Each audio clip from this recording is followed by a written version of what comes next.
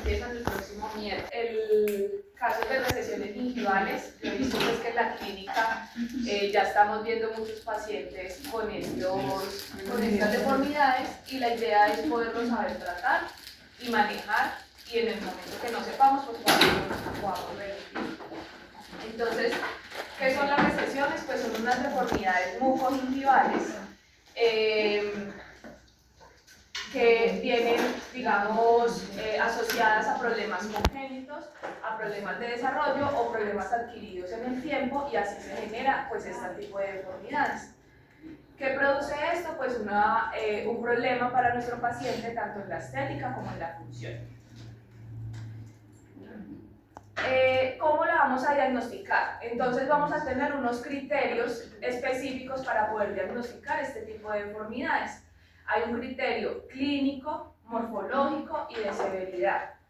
Entonces, el criterio clínico es saber en dónde está la deformidad. Si está la deformidad del tejido blando alrededor de un diente, alrededor de un implante o alrededor de un reborde edéntico. El morfológico es describir la deformidad. Qué ven, de qué forma, de qué tamaño, cómo está la encía alrededor, si hay inflamación, si está sangrante, bueno, describirla completamente para saber cómo está ese tipo de recesión. Y ya la severidad es una evaluación cuantitativa, o sea, midiendo la recesión y clasificándola, que pues la vamos a ver más adelante en las clasificaciones. Y hay unos criterios etiológicos. Entonces, estos criterios etiológicos pues es saber de dónde viene esta recesión o qué me está causando esta recesión. Entonces, hay unos factores del desarrollo o unos factores precipitantes. Estos factores precipitantes pues son los que nosotros mismos como odontólogos hacemos, o pues el mismo paciente que tiene algún tipo de problema, puede ser cepillado traumático, inflamación gingival, o pues las iatrogenias realizadas por los mismos odontólogos. Y los factores del desarrollo pues pueden ser los mismos del desarrollo, o sea que se formaron por algún tipo, que ahorita las vamos a ver, por algún tipo de trauma o un problema infeccioso. Entonces, ¿cuáles son los factores del desarrollo? Cuando tenemos una maloclusión, cuando vemos la erupción de los dientes en una posición más vestibular, más lingual, más palatinizada, que veamos que el diente no está en el arco completamente, sino que está en una posición inadecuada.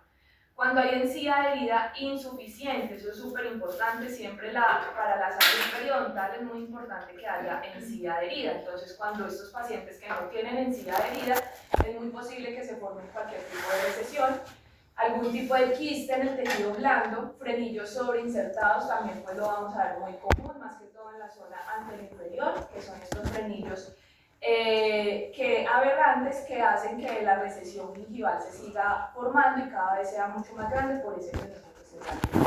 Y ausencia de tabla vestibular.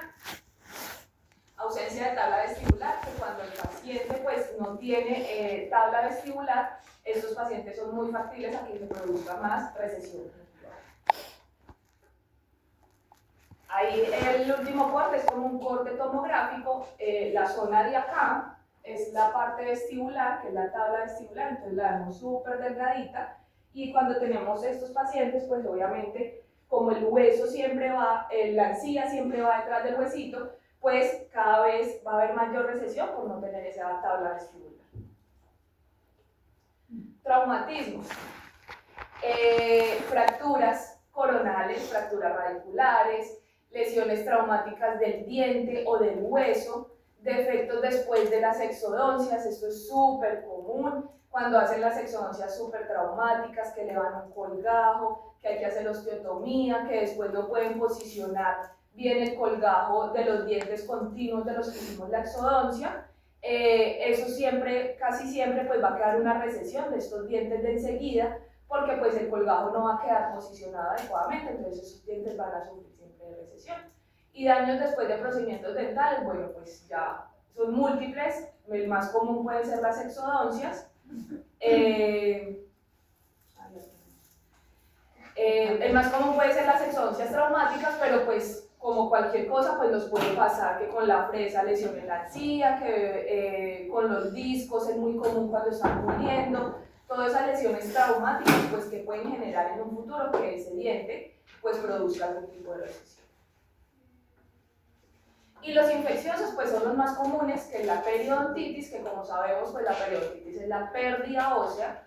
Entonces, como hablamos ahorita, pues la pérdida del tejido blando va detrás del hueso, por lo tanto casi siempre pues estos pacientes con una periodontitis avanzada van a tener cualquier tipo de recesión. Y la perimplantitis es la pérdida ósea en los implantes.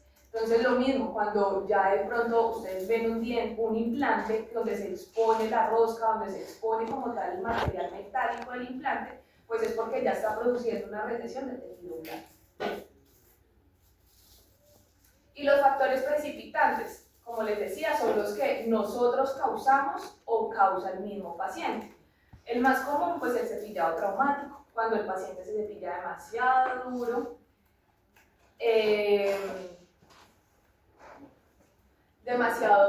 el cepillo es demasiado duro, tenemos mucha fuerza al cepillarnos, es cepillado traumático. Entonces siempre, pues la mayoría de las veces hay que decirle al paciente que traiga su cepillo para mirar cómo se está cepillando, si tiene un cepillo adecuado, si el cepillo ya lleva 10 años con él. O sea, todo eso lo tenemos que medir porque eso también le puede producir una recesión al paciente.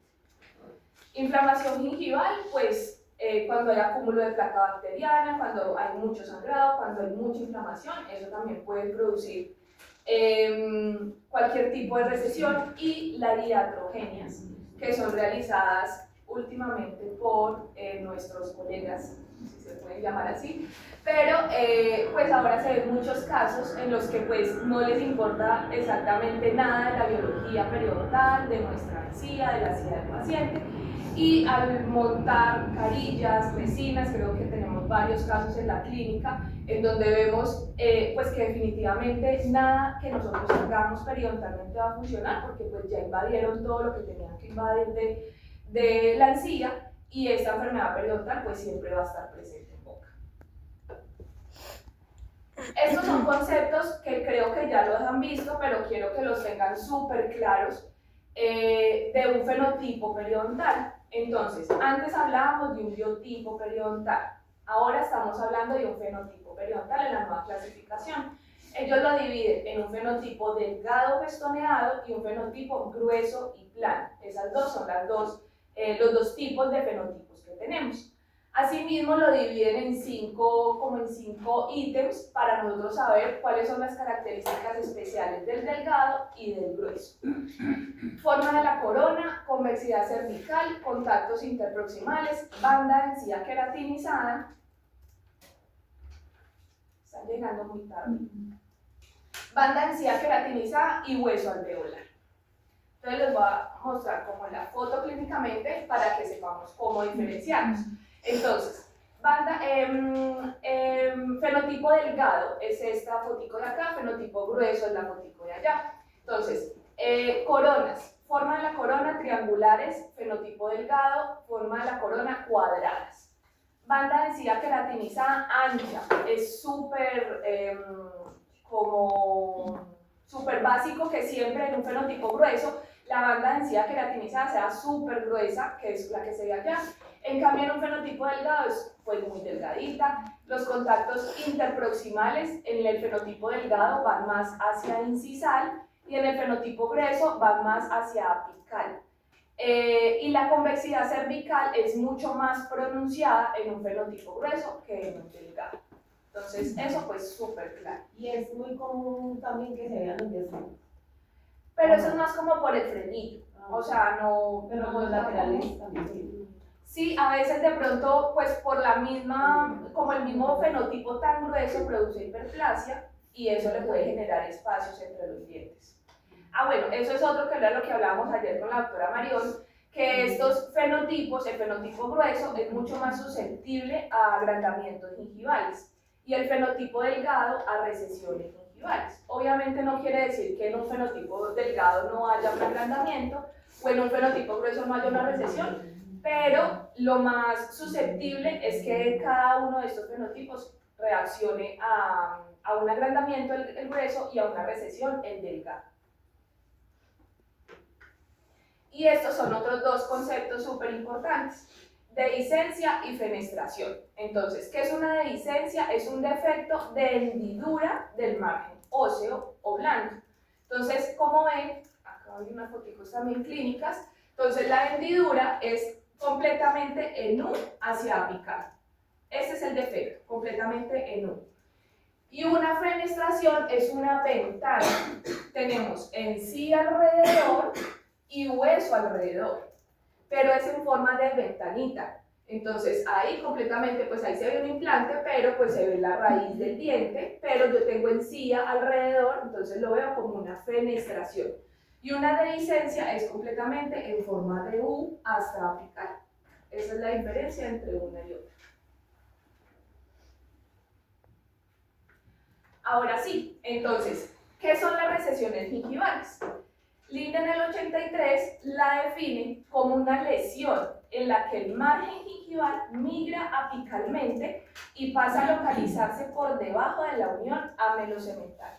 Esa es la definición completa de una recesión gingival. Es la lesión que el margen migra apicalmente de la unión amelocemental. Por eso en el periodontograma pues nosotros lo pintamos o lo describimos en negativo, porque es lo que hemos perdido de nivel de inserción o de tejido blando. Acá en algo más gráfico, pues es exactamente lo mismo, entonces vemos la línea amelocementaria, esta es la raíz expuesta, el margen migró hacia apical y esto es la recesión gingival. Lo mismo pues visto desde frente, esta es la parte que queda expuesta de la raíz y mi margen y mi epitelio migra hacia apical formando este tipo de recesión.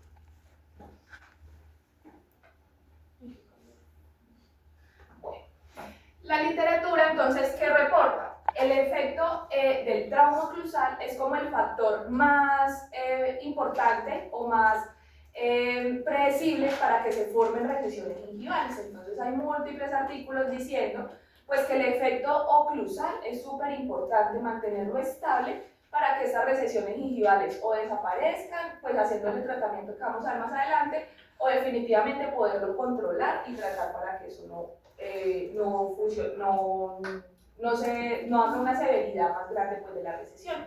Entonces, como conceptos, dicen que las fuerzas oclusales excesivas son el mayor factor de riesgo para la destrucción periodontal y la pérdida de nivel de inserción. Y asimismo, reportan la relación armoniosa entre la oclusión y el periodonto para que pueda conseguirse una dentición sana y estable. O sea, siempre tiene que haber una oclusión en buen estado para que nosotros podamos tener un periodonto también en buen estado. Y ahora vamos a ver la clasificación de las recesiones gingivales. Entonces existen dos clasificaciones. En el workshop anterior, o sea, en el que teníamos la clasificación anterior de periodoncia, hablábamos de la clasificación de Miller. Y ahora, en la nueva clasificación, estamos hablando de la clasificación de Cairo. Nosotros nos quedamos, pues obviamente, con lo actual, que es la clasificación de Cairo, pero igual yo les voy a mostrar también la Miller, porque en algunos libros, en algunas partes sigue saliendo pues esta clasificación. Entonces, para que lo tengan, digamos, claro, igual al final van a ver que es casi lo mismo, sino que, pues, simplificaron un poquito la cosa. Entonces, empezamos con la clasificación de Miller. Esta clasificación es en 4 clases. Entonces, la clase 1, la recesión gingival, no pasa la línea mucogingival. Listo, no más. No hay pérdida interproximal, no hay nada, sencillamente la recesión no sobrepasa la línea mucogingival. La clase 2, la recesión gingival sobrepasa la línea mucogingival, pero no hay pérdida interproximal, nada, sencillamente la sobrepasa. La clase 3, tenemos la recesión vestibular, puede o no puede sobrepasar la línea mucogingival, pero tenemos pérdida interproximal. Pero esa pérdida interproximal va coronal a la recesión. ¿Sí? Pérdida interproximal va coronal a la recesión. Esto. La pérdida interproximal va coronal a la recesión. Clase 4. La pérdida interproximal va a nivel o apical a la recesión. O sea, es la más grave. Cuando tenemos la pérdida interproximal, pero va a nivel de la misma recesión o la sobrepasa hacia arriba. ¿Pero solo de encía o también de hueso? De encía y de hueso. ¿Sí? ¿Claro esa clasificación? Otra vez. ¿Llegó qué? Se sostiene la fe. De la fe y el Espíritu Santo. ¿Sí? ¿Claro? Bueno. Entonces, ¿qué pasó después? La clasificación de Cairo, entonces él llegó y pues lo que hizo es que necesitaba como hacer algo más cuantitativo, o sea, medir mejor la cosa como para él poder estar seguro en qué tipo relaciono mi recesión gingival. Entonces, tomó la de Miller y lo que hizo fue hacerla cuantitativa, o sea, poder medir. ¿Qué hizo? Ahora son 3 tipos. La tipo 1, él unió la 1 y la 2 de Miller, o sea, mi recesión vestibular puede o no puede sobrepasar la línea mucogingival, pero no tengo pérdida interproximal. Listo, tipo 1. Tipo 2, entonces, él ahora mide la pérdida interproximal. ¿Cómo la mide? Desde la unión amelocementaria al fondo del surco. Esa medida me tiene que dar menor a mi recesión vestibular. O sea, la medida interproximal me da menor a la recesión vestibular. Por lo tanto, si lo vemos, pues es igual, porque si me da menor, pues se supone que tiene que estar coronal a la recesión. Entonces, pues relativamente es igual, sino que ahora pues la vamos a medir para saber exactamente cuánto me da la zona interproximal con la zona vestibular. ¿Sí? Y la tipo 3 es la medida interproximal me da igual o mayor a mi recesión vestibular. Igual o mayor. Si lo vemos igual a la de Miller, pues es lo mismo. Si me da más, pues se supone que esta pérdida ósea o esta pérdida de tejido blando va a picar a la recesión. Entonces, pues sencillamente es exactamente lo mismo, sino que ahora es cuantitativo para poder medir cuánto me mide una zona con la otra. ¿Listo? ¿Claro la clasificación? Bueno. Entonces, ¿qué consecuencias nos dan las recesiones gingivales?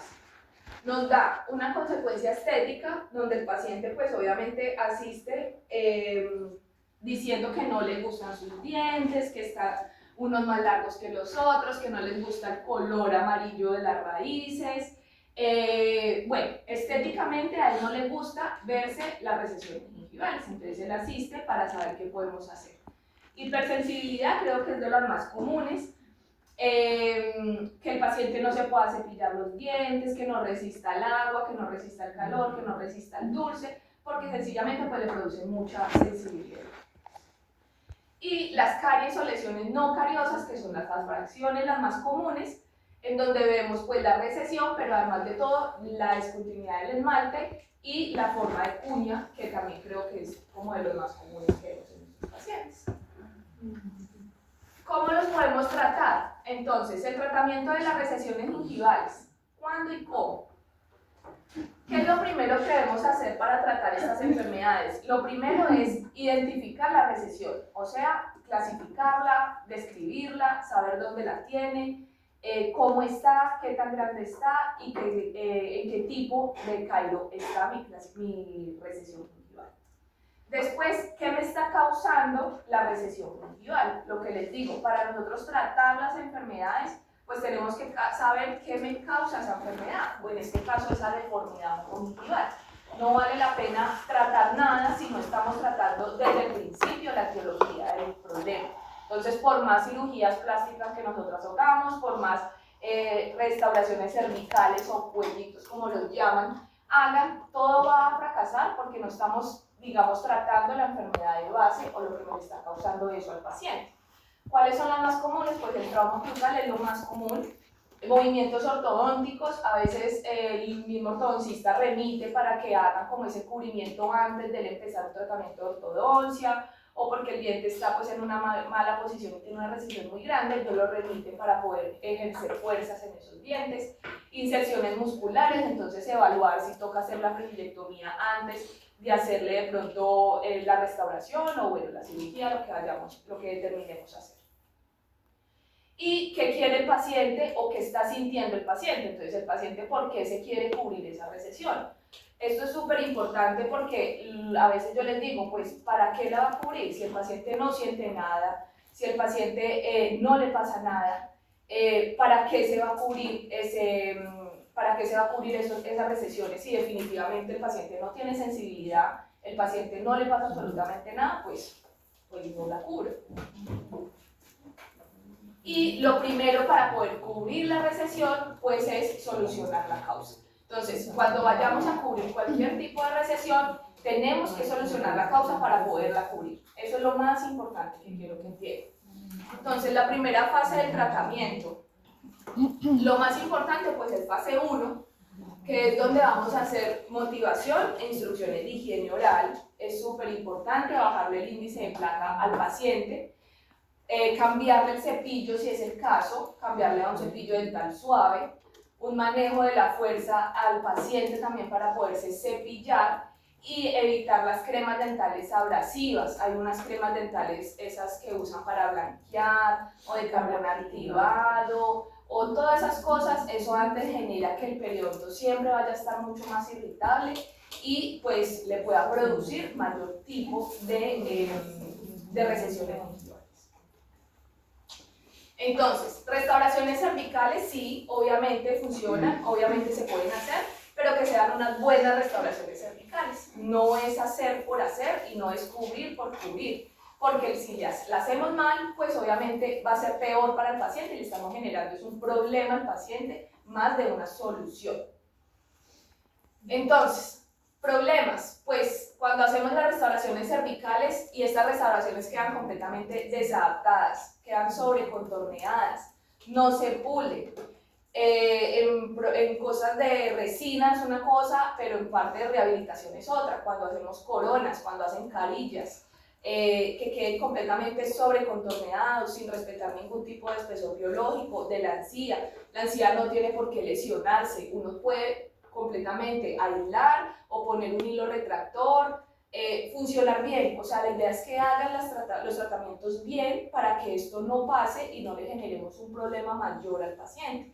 Esas coronas que quedan con espacios entre la corona y la encía, pues eso va a ser un mayor acúmulo de placa ahí y eso cada vez le va a producir mayor inflamación al paciente y mayor índice de recesión gingival. Estos son varios casos que últimamente pues creo que es lo que más he visto en mi consulta. Los maravillosos diseños de sonrisa, hermosos y lindos, que no respetan absolutamente nada. Entonces, pues la idea es que ustedes no salgan a hacer esto. La idea es que ustedes hagan una odontología bonita, una odontología responsable, una odontología en la que nosotros podamos respetar siempre la encía, respetar que el paciente se atiende perfectamente, que se pueda pasar la cera dental. Esto no debe quedar así. Las recesiones gingivales, o sea, yo no puedo irme con una carilla hasta el ápice a cubrir la recesión gingival porque sí, pues porque yo quiero que todo me quede blanco y bonito. No, o sea, esto a un futuro, pues todo esto tiene problemas y todo esto va a generar, obviamente, un problema gigante. O sea, un problema gigante porque después bajar las coronas, porque después arreglar toda la fase periodontal, después volverlas a hacer, porque definitivamente pues esos son pacientes que les desgastan los dientes y definitivamente sí o sí hay que volverlas a hacer, ¿cómo los vamos a dejar casi pues sin diente? Entonces, definitivamente esto es súper importante que lo tengan presente y lo puedan manejar en su consulta, porque la idea es siempre hacer una odontología bonita y una odontología que respete todo lo que nosotros les hemos enseñado. Va a ser lo que dice una colega mía, las carillas son carillas, porque de estética no tiene nada. Tal cual. Esto no es estético, o sea, esto no es estético para nada, eso no es estético, eso de arriba no es estético, o sea, definitivamente nada tiene que invadir allá adentro en lo absoluto, ni la encía tiene por qué quedar presionada, irritada. Yo no puedo montar unas carillas o una corona en un paciente donde no está estable periodontalmente, o sea, eso también es súper importante. Si necesitan 10 fases higiénicas antes de empezar el proceso de rehabilitación, lo necesitan, pero no pueden montar, por ganarse la plata, no. O sea, ustedes tienen que aprender a hacer las cosas por amor y por dedicación, pero no solo por la plata, porque pues ahí es donde estamos jodidos. Este es un caso mío, precisamente me llegó hace, no sé, por ahí un mes, y esto es lo que deja una mala obturación. Entonces esto es un premolar que inyectaron como la resina fluida, no sé cómo, o sea, yo creo que lo inyectaron ahí por el surco y llegó hasta el ápice, pero todo esto estaba cubierto de resina, todo. Entonces a mí me tocó, yo pues sondeé todo, entonces dije, no, toca elevar porque pues ya está muy grave la situación. Elevé el colgajo y la resina de verdad llegaba casi hasta el ápice, o sea, yo creo que de verdad con resina fluida se metieron por el surco y entraron hasta allá, pues no sé para qué, pero pues eso fue lo que hicieron. ¿Qué pasó? Pues miren el defecto tan grande que queda, que ya ese premolar pues va a quedar con un pronóstico muy reservado, por más injertos que yo haga, por más maravillas que yo pueda hacer, pues ya el diente va a quedar con un pronóstico completamente reservado. Pacientes jóvenes, pacientes que definitivamente eso no tenían por qué hacerlo, y lo hacen y quedan con este problema.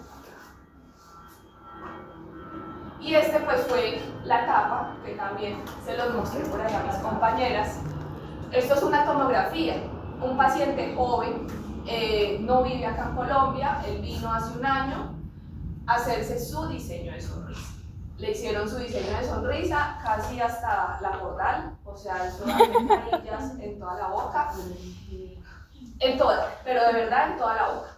El 21, en su momento, tenía una recesión gingival, que es esto blanco que se ve acá, ¿sí?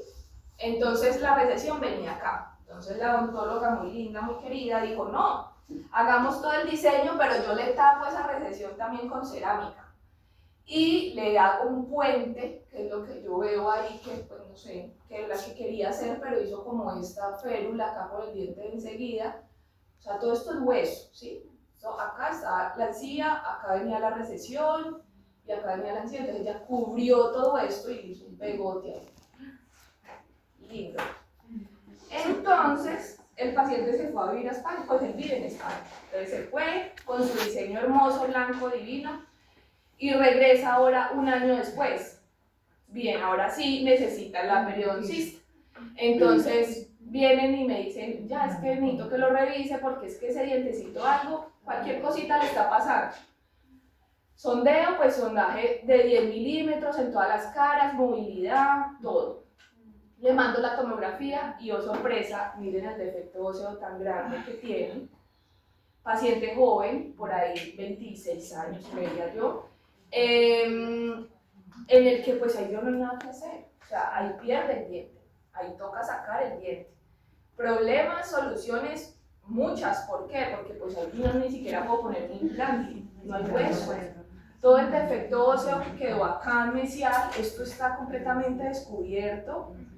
Y acá en la tomografía se ve este defecto, miren, o sea, todo el puentecito que la doctora hizo acá, pues eso generó todo este defecto. O sea, el diente está ferulizado con sus mismas carillas. En un año pasó eso. ¿Qué toca hacer? Nada, sacar el diente. Ahí no, yo no puedo hacer nada, o sea, nada. También tiene ausencia de tabla vestibular, por lo que estaba como un poco más hacia vestibular. El problema es que todo eso no lo valoraron, sino que sencillamente es un paciente que en el exterior hay que cobrarle, hay que hacerle, porque se va rápido. Pero solo tuve que sacar el 21. No se lo ha sacado porque no ha tomado la decisión de sacarlo. Pero hay que sacarlo. Ay, no me cociné. Hay que sacarlo. O sea, definitivamente el diente pues toca extraerlo y pues el paciente no ha podido tomar la decisión de sacarlo porque, como les digo, es un paciente joven, es un paciente que vive en España, que él definitivamente pues no se va a quedar sin el diente. Entonces yo, ¿qué le pongo ahí? Algo removible, pues también me dicen, yo no me puedo poner algo removible. Yo, imagínense, yo de 25 años con una prótesis, o sea, es un problema. Es un problema. lo que la odontóloga causó ahí, que es lo que yo digo, esto no puede pasar. O sea, esto ustedes no lo pueden hacer, ustedes no pueden hacer ningún tipo de tratamiento. Si ella el año pasado remite a periodoncia antes, se le hace un injerto conectivo antes, se le cubre la recesión, o sea, esto no estaría pasando. Entonces, esto lo tienen que tratar perfectamente antes de cobrar o antes de generar esa necesidad de que no, pues se me abrieron los ojos porque pues eso perfectamente, no sé, puede valer por ahí 10, no más, por ahí 15 millones, no sé, o sea, pues eso puede valer mucha plata. Entonces ella se le abren los ojos y decide poner todo eso así y que se vaya. Y pues no, ese no es a lo que nosotros estamos jugando acá, nosotros vamos a ser profesionales y esto no puede pasar. ¿Listo? Entonces, ¿cómo vamos a hacer las restauraciones? Pues así, bien hechecitas, pulidas, en sus posibles márgenes supragingivales o a nivel del margen gingival.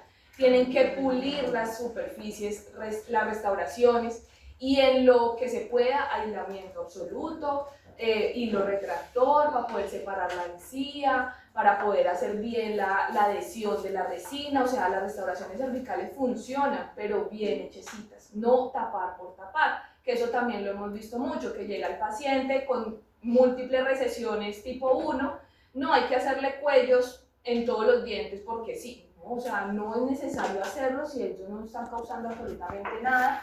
Si definitivamente el paciente no reporta nada, yo no tengo por qué cubrir eso absolutamente. Sí, si el paciente no tiene sensibilidad, ¿para qué van a ¿Para cubrir qué? eso? O sea, eso no tiene sentido.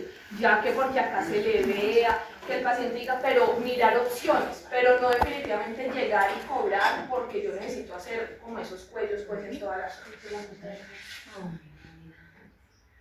Y la segunda opción, pues es la cirugía plástica periodontal, que ya pues esto es, digamos, de la parte de periodoncia, de especialista, pero es una opción muy buena, es una opción que funciona, otras veces no, pero sí funciona en la mayoría de los casos.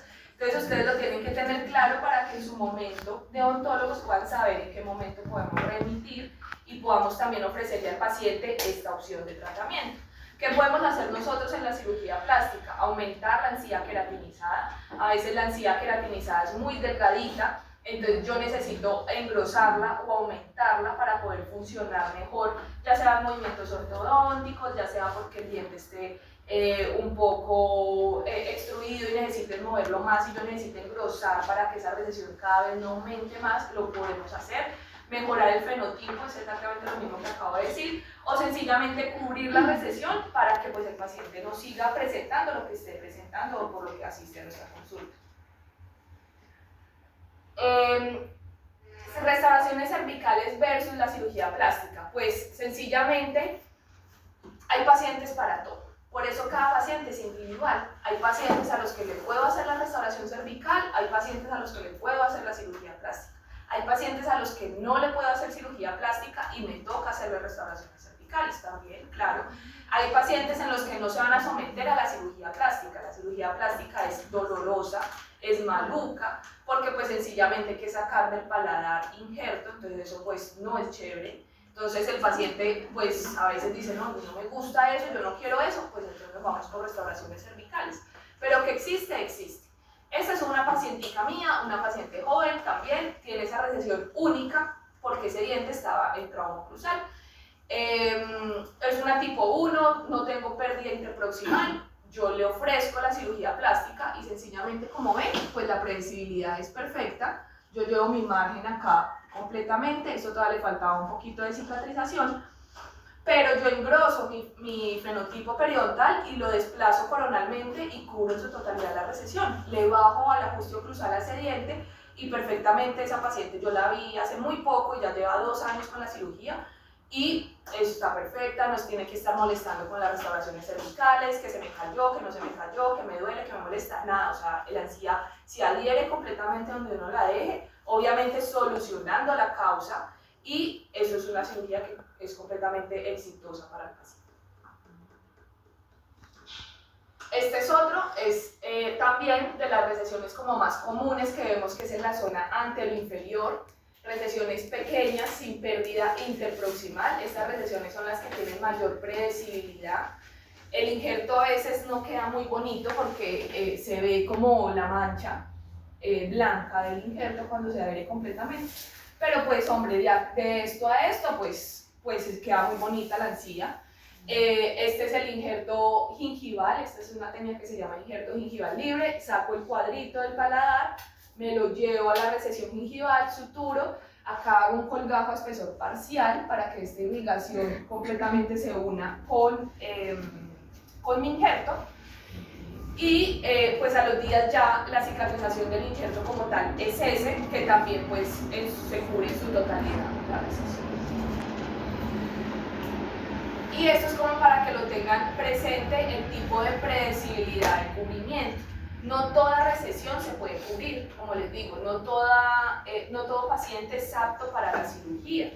Hay pacientes que sencillamente no se someten a este tipo de cirugía porque pues no les gusta, porque no se quieren arriesgar, porque X o Y motivo. Entonces siempre tener una segunda opción, pero estas son las coberturas que nosotros, digamos, podemos lograr. En una tipo 3, como ya es como la más grave, la cobertura es mínima o no la hay. Sencillamente a veces lo hacemos como para mejorar el fenotipo, pero no para cubrir la recesión de los pacientes. En cambio, en una tipo 1 tenemos un 100% de predecibilidad, entonces en